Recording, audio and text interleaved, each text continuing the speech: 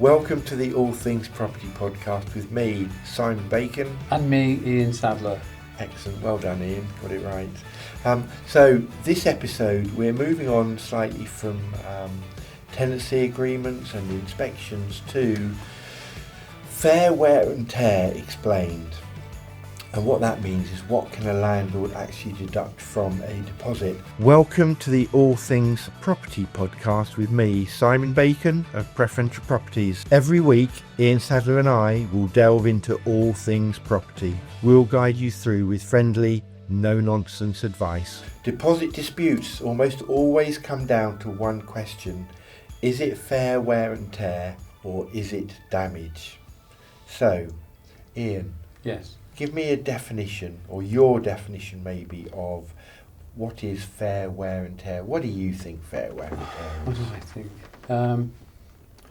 Well, you have to judge fair wear and tear by your own standards, I think, don't you? You can't judge it by anybody else's. So Okay, so using your standards, Ian, what do you think fair wear and tear is? he's being pedantic now, Tom, so perhaps you edit that bit out. Get on with it.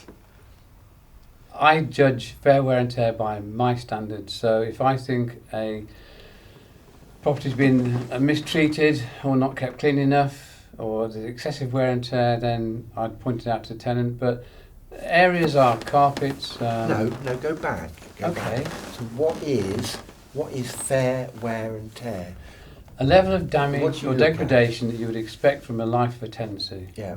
So would you agree with me then that fair wear and tear needs to take into account age, usage and lifespan? Age of the tenant. No, age of the property. Oh, Now yes, I he's being would pedantic. agree with you. Right, okay. So therefore, a definition of fair wear and tear, let's try and knock one out, shall we? Okay. Fair wear and tear, what do you take into consideration for fair wear and tear? The age of the property, the length of the tenancy, Yes? And the usage. and the usage. So, for example, okay, give me an example. if see you have I a family agree with 3 young children, you'd expect more wear and tear, perhaps on well-trafficked areas like halls, landings, paintwork, walls, and so on, as opposed to an individual professional tenant who would have minimal impact on that Yes, subject. yeah, absolutely. I concur with you Wow. that in terms of defining wear and tear, it is about, wear and tear for a single occupant can be very different to wear and tear for a family property. So give me an example of something like carpets. Yeah, you kind of put those down in lounges and bedrooms predominantly. Okay. May I remind you the podcast is here to help and support landlords. Right, okay. Okay. So Carpets, shall I how- ask the question again? Yes, please. Okay. Fair wear and tear with carpets, what does that really mean to you? I think you look for fundamental differences in the condition of the carpet, such as stains, wine, food. Well-trafficked areas between sofas and a lounge are going to get far more use. Do you insist that they're cleaned at the end of each tenancy?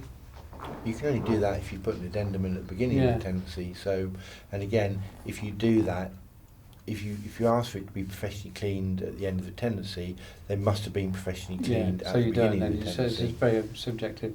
So, okay, an example. Bedroom 2 in a 2-bedroom property. I inspected it, didn't take a photograph, but I inspected it, and there was an iron burn. We've all done it. Dropped an iron. Well, you won't have. I won't have done it. Because you don't know what an iron is. Well, I do, but I don't Use iron on it. the carpet. Right. I don't know if you've Anyway, heard we've of all it. dropped irons on the Ironing floor, board. and they leave an iron-shaped burn on the carpet. The question was, should the landlord suck it up, or should the tenant pay for a replacement of the whole carpet? So I actually took professional advice from somebody, and they said you would normally take a proportion of the cost of a replacement carpet. So for an iron burn like that, you might take, and the carpet was going to be costing £100 to replace, you might take £25 out. Rather than, so the point is you cannot expect the tenant to pay the whole cost of a replacement carpet, something like that. How do landlords feel about that? Well, that's a considered opinion. And Okay. No, I'm not saying that, but when you have to sell they're that to probably- your landlord, what do they say? Well, the initial reaction is going to be reluctance, isn't it? Yeah. Well, it is, isn't it? How many landlords have you been to where you've gone, yeah, your tenant's put an iron mark in the carpet, and they've gone, well, I've got to replace the carpet, so I hope you're going to deduct the cost of that from the tenant's deposit. So, okay, well, And what's your not a response? small bedroom carpet, a lounge carpet then. Yeah. 4 Well, any metres carpet, by... isn't it? No, because the cost implications are different. So replacing a lounge carpet is going to cost you £500-600. So for one small iron burn, I know this is a fact, you would not be able to charge on... I know. If you went to a TDS case, Yeah. for a full replacement, you charge Yeah, but proportion of... that doesn't matter whether it's lounge carpet or bedroom carpet, does it? What It I'm says saying, if you what I'm replace- saying, talking about replacing. Ian, what I'm saying to you is, when that landlord, when you go to landlord and say to them, yeah, your tenant has I've done the checkout report, and the tenant has put a burn mark. There is a burn mark, an imprint of an iron in the carpet. Most landlords, I would have thought, would say, well, I hope you're going to take the cost of replacing that out of the tenant's Well, that's the deposit. point, at the point where I would gently educate them Mm. on what's likely to happen if they insisted on that replacement and the tenant disputed it, then they would lose in a case. Yeah, but would you try and take then the full charge? No. No. No. And it is about educating the landlord, but, so what the TDS will say, what any dispute resolution service would say is, we go back to fair wear and tear. What is it? Age, usage, lifespan. So when calculating a cost, I appreciate where you're coming from, but actually what the TDS would probably do, or what any tenant dispute resolution service would do, would go, how old is the carpet? What's the cost of replacing that carpet? Where is that carpet, and how long would a carpet in that particular room last? They're the three or four things that any dispute resolution or us as letting agents should be taking into account, and then you can take a proportion of that. So if that carpet's is new in the first 12 months, you can actually take a higher proportion than you can for a carpet that's been down 4 years in a high use area, where any dispute resolution would be saying, well, actually the landlord should be expected to replace that carpet as part of ongoing tenancy management. So again, you can't even always go, well, I'm going to take £50 for every single burn mark. You have to support any costs that you do. In the same way with paintwork, let's talk about paintwork then. Okay, so the wall going down the stairs. Yeah. Two aspects of damage or wear and tear. That one is general traffic through that, where people will brush against it and you will get a discoloration. For me, that's fair wear and tear, based on the number of people. If the tenant is moving their furniture out of the property and they gouge a hole in the wall while doing so, that's damage and that's been paid for separately. Yeah, absolutely. But these conversations we have, for me, it does also highlight things like, so I'm going to ask you a question, maybe contentious, maybe not. So if you're doing, I know we're coming off topic slightly, but we'll come back, just a yes or no answer. If you are showing people around a property and someone turns up with, let's say a child who runs up the stairs on the viewing with their hands all up the wall, and then you have somebody who turns up with a child who doesn't do that, would that influence your decision-making process? Possibly. Possibly. Good answer. You're not going to get a yes or no, are you? No, but it's true though, isn't it? And I think, that's, people should... You've digressed from fair wear and tear in the wrong direction there. Yes, I know. I do apologise. Okay. So, what's... you talked there about paintwork, and the difference between damages and wear and tear. What's the key distinction in terms of deposit disputes? What what do people accept? What are people more accepting of or less accepting of, would you say? I suppose what I'm saying is wear and tear, that tends to be the more contentious part, doesn't it, where things get challenged. If you say to someone there's a hole in the wall or a hole in the door, generally speaking they don't get disputed, cut and dried, isn't it? Yeah. So what's the evidence? How do you ensure that you have the evidence of because again what you do sometimes find is that a tenant will go, it's like that when I moved in. How do you deal with that? Well, you're going down, know where you're going now. You're going down the photograph route, aren't you? Mm. Do you photograph every wall? Seriously? What do you do?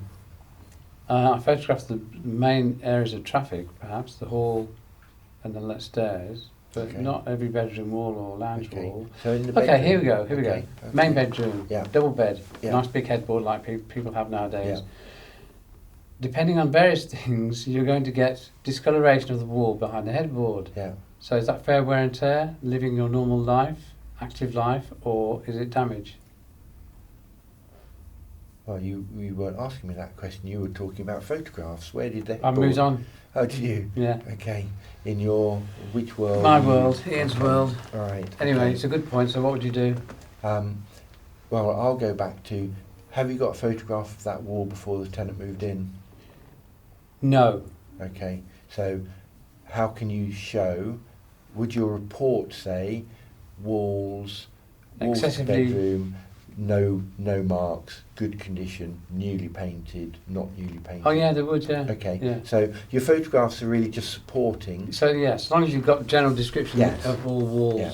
colour and so on. Yeah. Yeah.